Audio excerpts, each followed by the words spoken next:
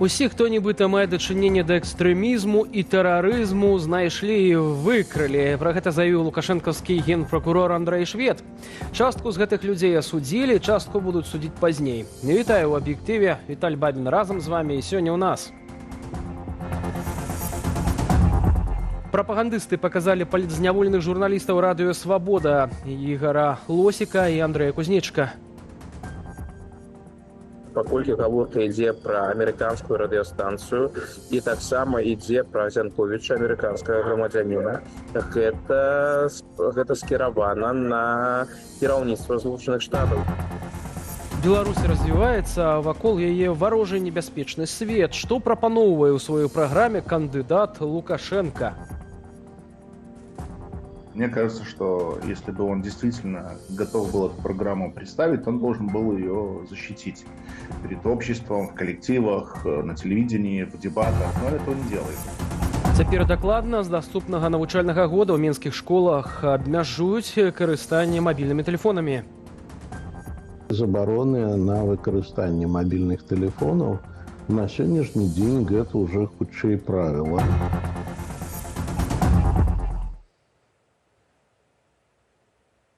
Ігар Лосік і Андрэй Кузнечык жывыя, сведчаць відэа, створанае на беларускім дзяржаўным тэлебачанні.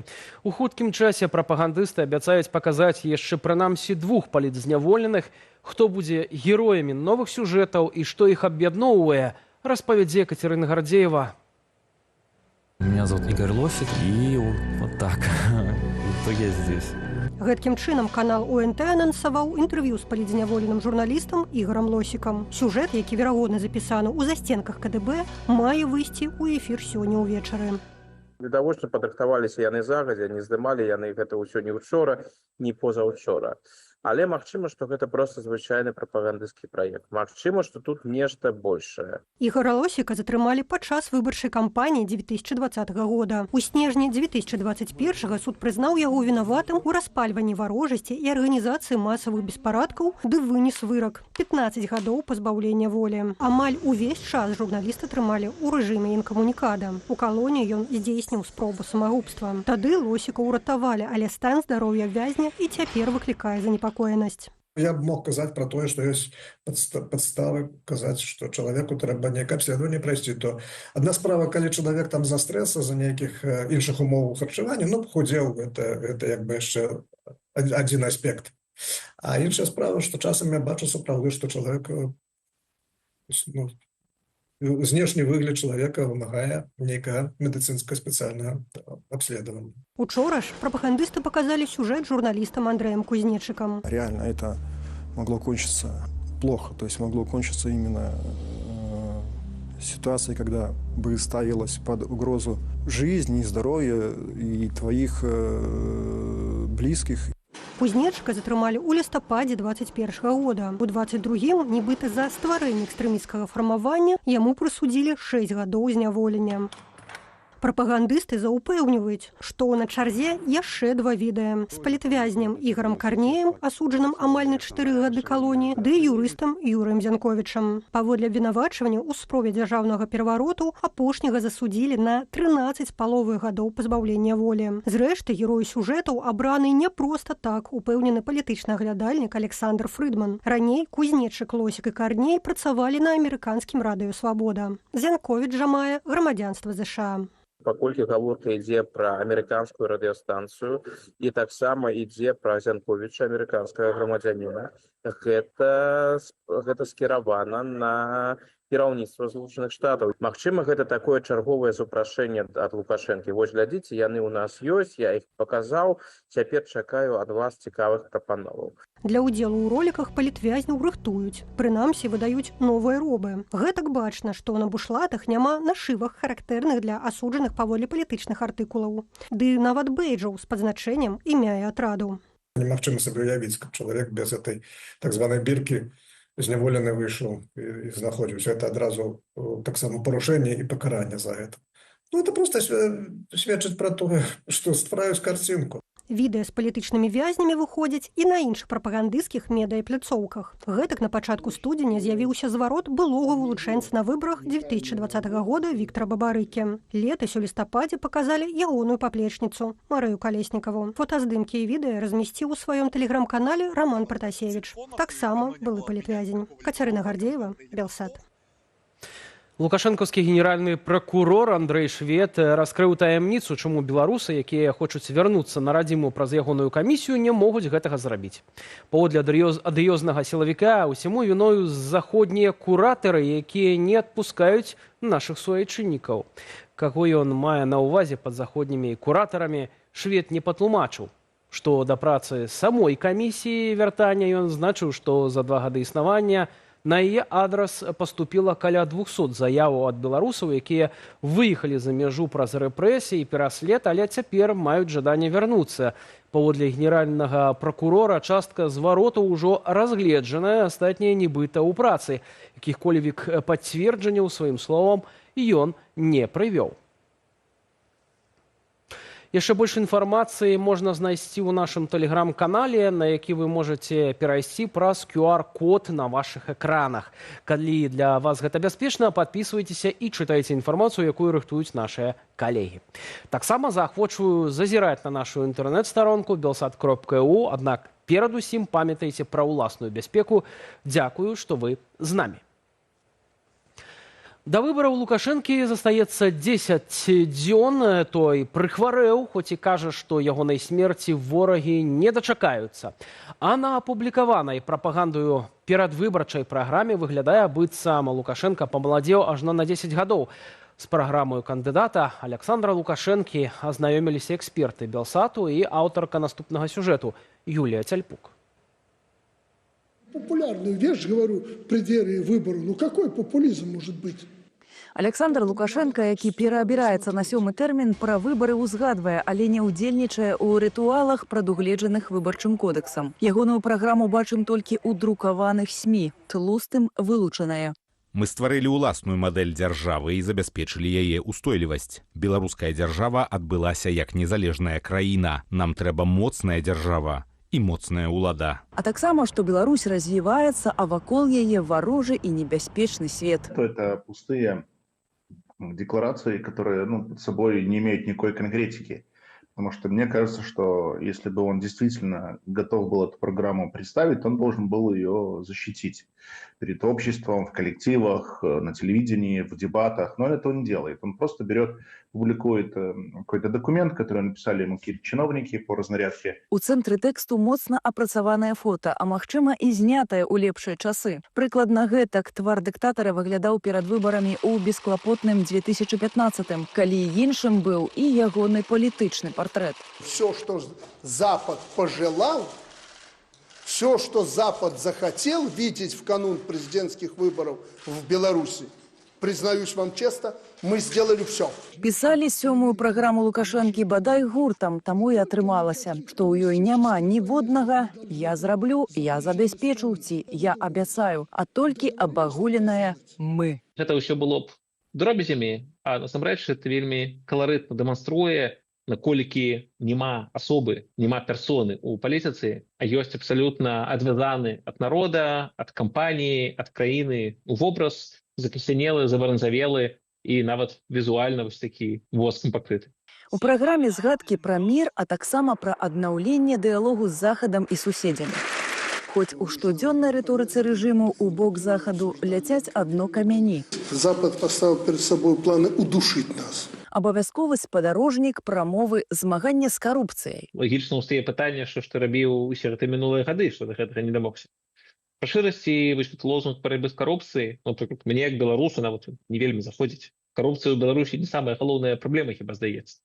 А тая сістэмная карупцыя, якая існуе проста за тып улады, за аўтакратыі Лукашэнкі, так з ёй аўтакратычнымі метадамі і змагацца немагчыма. У перадвыбарчым тэксце ад імя Лукашэнкі больш пра мінулае, чымся пра будучыню. Яно і не дзіва, кажа палітолог Дмітрый Балкунец. За спіною 30 гадоў ва ўладзе, а на выбарах на чарговыя 5, замест канкурентаў не цікавыя яму спойлеры. Надо понимать, что этот человек уже очень имеет травмированную психику.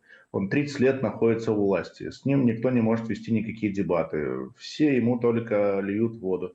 Все его благодарят. И он не может получить реальную обратную оценку ситуации, которая складывается в стране. Может, он ее и получает, но часто это все приукрашено. Беларуса, у якім усё ж давядзецца пайсці на выбарчыя участкі, коаліцыя дэмакратычных сілаў заклікае галасаваць супраць усіх. Юлія Сяльпук, Белсат. Тым часам у цэнтр выбаркамі, якія рыхтуе так званыя выбары Лукашэнкі, назвалі памер штрафу, які пагражае выбарнікам за фатаграфаванне або відэаздымкі бюлетэняў на выбарчых участках. Парушальнік можа заплаціць да 630 рублёў. Весь гэты пакет межаў, можна сказаць, што накіраваны на тое, каб змагацца супраць грамадскага кантролю за тым, як праводзяцца выбары, змагацца супраць незалежнага назірання. Калі не існуе магчымасці праводзіць экзіт-полы, калі не існуе магчымасці свабодна назіраць за тым, як праводзіцца галасаванне, праводзіцца падлік галасоў, гэта мера мае ўжо не нейтральны кантэкст і яна напэўна накіравана на тое, каб абараніць гэты ўсе выбарчыя працэсы таго, што робіць выбарчыя камісіі з падлікам бюлетэняў і з тым, што адбываецца на выбарчых участках. Пра забарону рабіць фотаздымак ці відэа бюлетэню, а таксама выносіць яго за межы участка для галасавання сёлета напісана на самім бланку. У ЦВК паведамілі, што на гэтую электаральную кампанію падрыхтавалі больш за 7 мільёнаў бюлетэняў.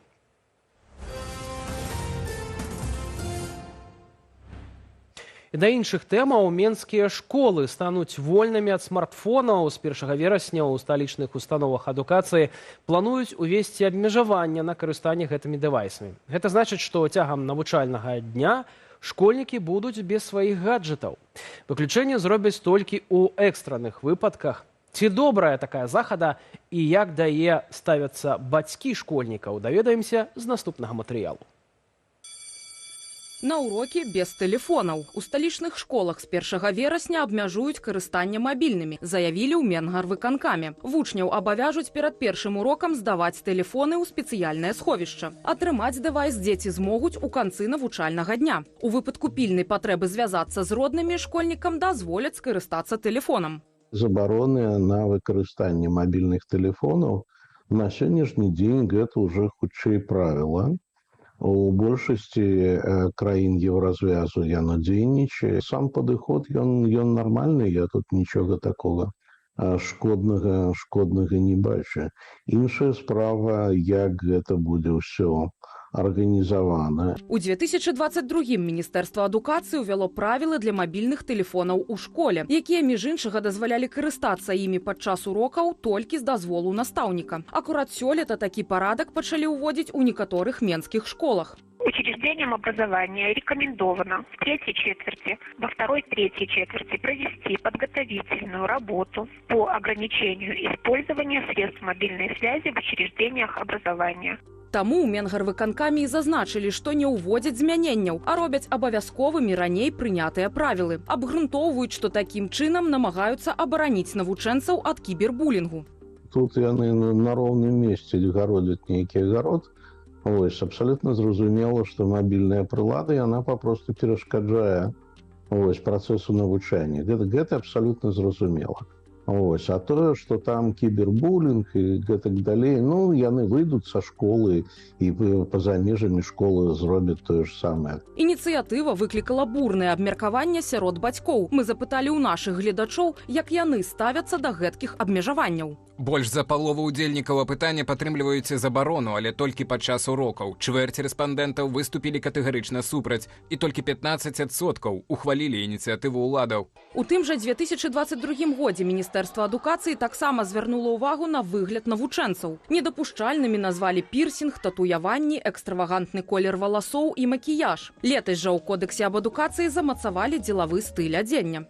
21 век, когда, наоборот, она требует проявления индивидуальности, учета особенностей каждой личности, каждого маленького человека и большого человека, да, и взрослого.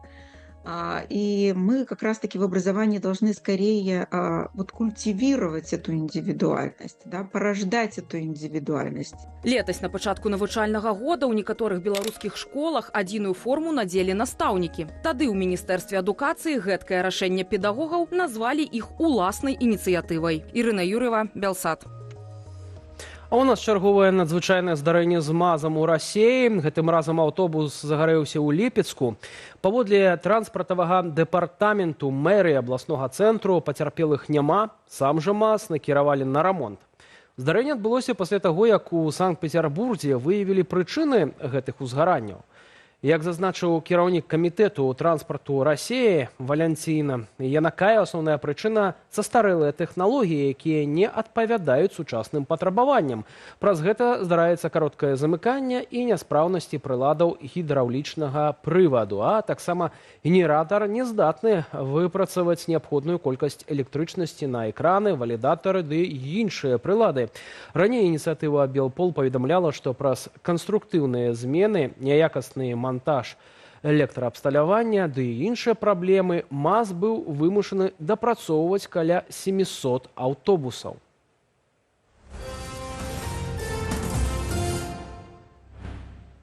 Сёння ў Брусэлі ў будынку Еўрапарламенту адбываецца другі міжпартыйны форум 8+100, які, як сцвярджаюць яго арганізатары, служаць пляцоўкай для супрацы дэмакратычных сілаў Беларусі з еўрапейскімі палітычнымі партыямі.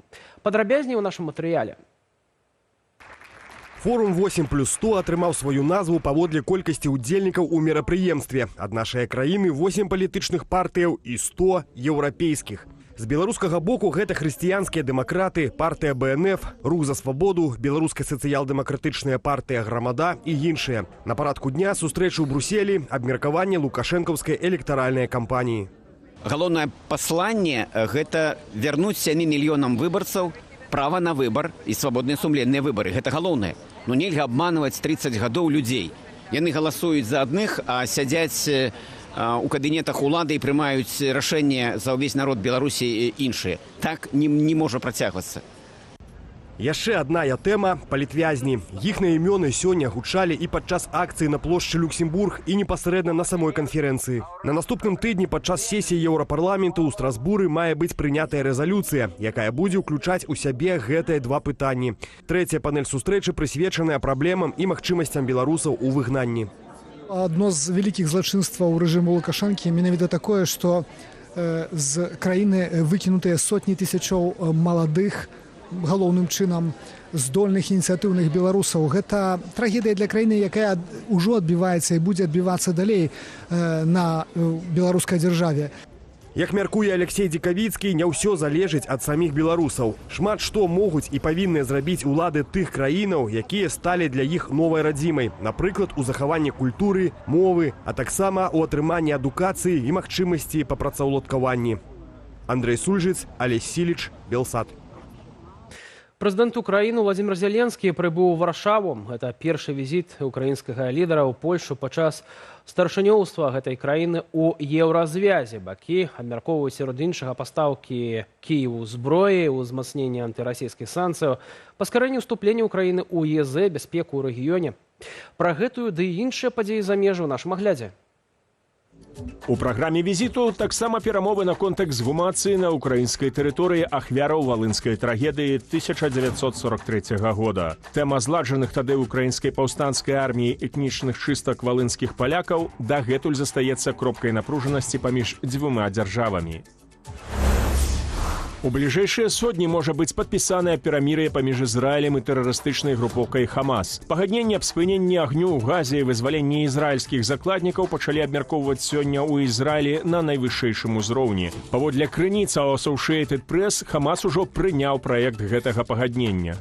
И совершенно непонятно, на каком этапе лидеры, оставшиеся в живых лидеры Хамаса, решат, что они могут прекратить этот самый процесс и возобновить обстрелы израильской территории и террористические атаки против израильских бойцов.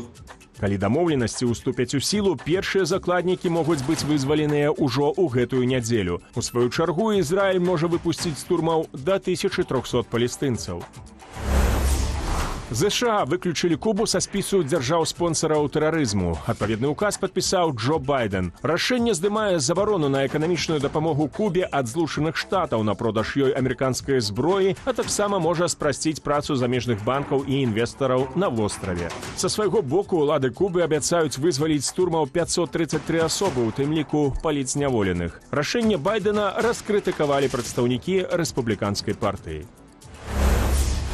У паўднёвай Карэі арыштавалі прэзідэнта Юн Сок Ёля. Гэтаму папярэднічала шматгадзіннае супрацьстаянне прэзідэнцкай аховы і следчых. Перад арыштам ён паспеў запісаць відэазварот. Калі я пабачыў, што сілавікі трапілі ў зону бяспекі з дапамогай пажарнага абсталявання, то вырашыў адрэагаваць на расследаванне. Нягледзячы на яго незаконнасць, я хачу прадухіліць непажаданае кровапраліцце. Гэта не азначае, што я прызнаю расследаванне. Летась на пачатку снежня паўднёвакарэйскі прэзідэнт спрабаваў увесці вайсковае становішча ў краіне. Маўляў, абараняў дзяржаву ад апазіцыі, якая быццам бы паралізавала працу ўраду. У сваю чаргу парламент абвінаваціў прэзідэнта ў спробе мяцяжу, абвясціў імпічмент і адхіліў ад улады. Уладзіслаў Корсак, Белсат. 31 год таму незалежную Беларусь у першы і пакуль апошні раз наведаў прэзідэнт Злучаных Штатаў. У гэты дзень у Менску пад бел-чырвона-белым дзяржаўным сцягам сустракалі тагачаснага амерыканскага лідара Білла Клінтона. Ён правёў перамовы са старшынём Верхоўнага Савету Станіславам Шушкевічам, кіраўніком Беларускага народнага фронту Зянонам Пазняком, ды ушанаваў памяць загінулых у Курапатах. Візіт 42-го прэзідэнта ЗША узгадаем у нашым наступным відэа.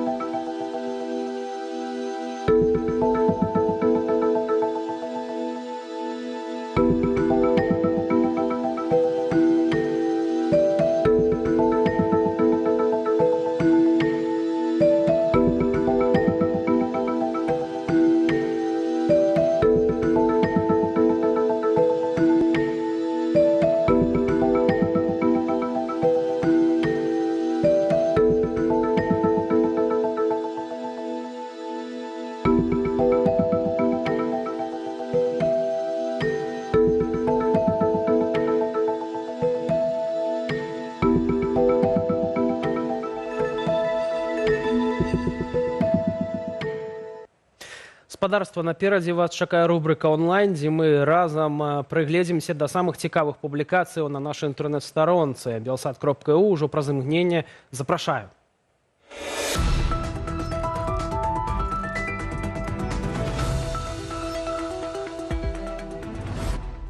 У 2024 уладам удалося ўпісацца ў запланаваныя паказнікі інфляцыі 6%, але цешыцца гэткім дасягненнем не варта. Журналіст парталу belsat.eu разам з эканамісткаю Настасіяй Лузгіной прааналізаваў леташні рост коштаў у Беларусі. У снежні паказчык гадавой інфляцыі склаў 5,2%. Прычым найбольш падаражэлі харчы на 6,5%. Дабіцца выканання гадавога плану па інфляцыі ўдалося дзякуючы жорсткаму рэгуляванню коштаў, што ў сваю чаргу мае негатыўныя наступствы для прадпрыемстваў, зазначае Настася Лузгіна. Нагрузка на кампаніі павялічылася з увагі на тое, што яны балансавалі паміж выдаткамі на тыя ж заробкі, што раслі, і неабходнасцю ўпісацца ў гэтае рэгуляванне коштаў. Такія захады ўладаў інфляцыю не спыняюць, а надаюць ёй адкладзены эфект. Эксперт цэнтру Бюрок Анатоль Харитончык ацэньвае схаваную інфляцыю ў 10%. Яна ўдвая большая за леташнюю. Сайту прааналізавалі перадвыбарчую праграму Лукашэнкі ды параўналі яе з тэзісамі мінулых кампаніяў. Калі ў 2020 годзе Лукашенко хваліўся тым, што на рэштках Савецкай імперыі ўдалося пабудаваць сучасную еўрапейскую краіну, то сёлета ў праграме засталася толькі незалежная дзяржава. Акрамя таго, ён з гонарам распавядае аб гатовасці да вайсковага супрацьстаяння з НАТО, але адначасова зазначае, што хацеў бы прымірыцца захадам. Ці выканаў Лукашенко нейкія са сваіх ранейшых перадвыбарчых абяцанняў і на чым будуе агітацыйную кампанію сёлета? Читайте на нашей сторонце belsat.eu. Экономист и финансист Виталь Алейнік у аўтарскай калонцы на нашым сайце падзяліўся сваім бачаннем стратэгіі дэмакратычных сілаў на гэтак званыя выбары.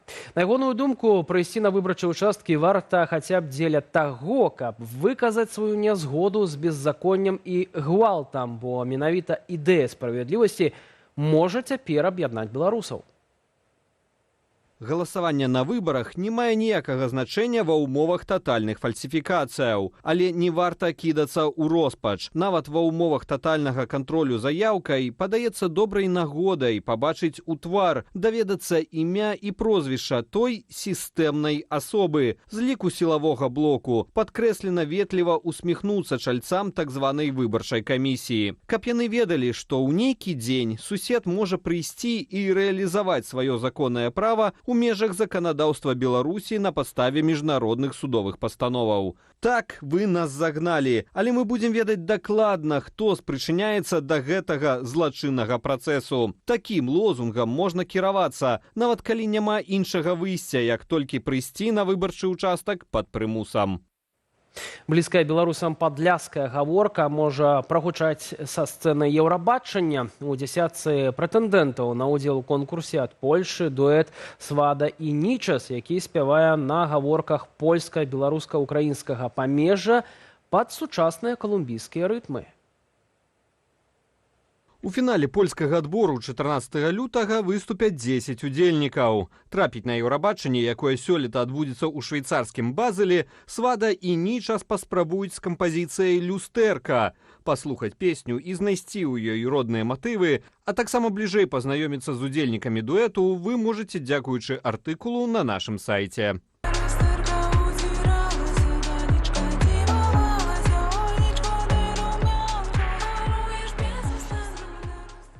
На гэтым у нас усё. З вами быў Віталь Бабін. Дзякую за вашу увагу. Аднак не спяшайцеся пераключацца. Наперадзе праграма «Белсат-Зум», дзе мой калега Вітаў Ціўчык разам з экспертам Рыгорам Ніжнікавым прааналізаваў новыя пагрозы Крамля на адрас Украіны і Малдовы.